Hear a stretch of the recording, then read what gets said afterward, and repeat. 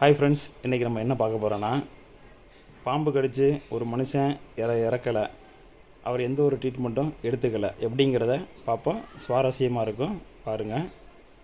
ஒரு அடர்ந்த காட்டுப்பகுதிக்குள்ளே ஒரு திருடன், அதாவது நகை பணம் எல்லாத்தையும் திருடிட்டு ஓடிட்டான்.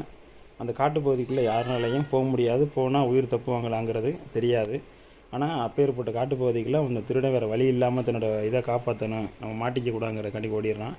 அந்த காட்டுப்பகுதியில் போகலை, என்னென்னா சேரும் அதிகமாக இருக்குது, அதெல்லாம் கடந்து எல்லாம் போய்கிட்டு இருக்கையில் ஒரு மரத்துக்கிட்ட போய் ஓய்வு எடுக்கல ஒரு பாம்பு ஒன்று அவரை கடிச்சிருது.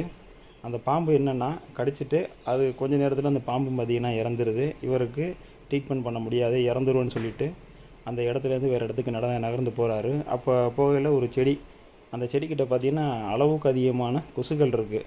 அந்த இடத்துல போய் மயங்கி விழுந்துடுறாரு.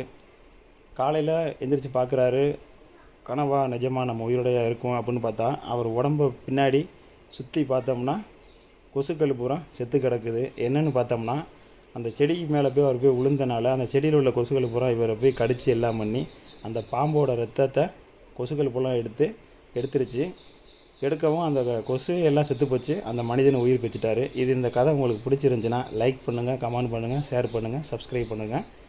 அடுத்து எந்த மாதிரி கதைகள் போடலாம், எந்த மாதிரி உங்களுக்கு வேணும்னு சொல்லுங்கள். அதுக்கு மாதிரி தக்கன நான் யோசித்து நான் உங்களுக்கு கதைகளை நான் சொல்கிறேன். ஹாய்.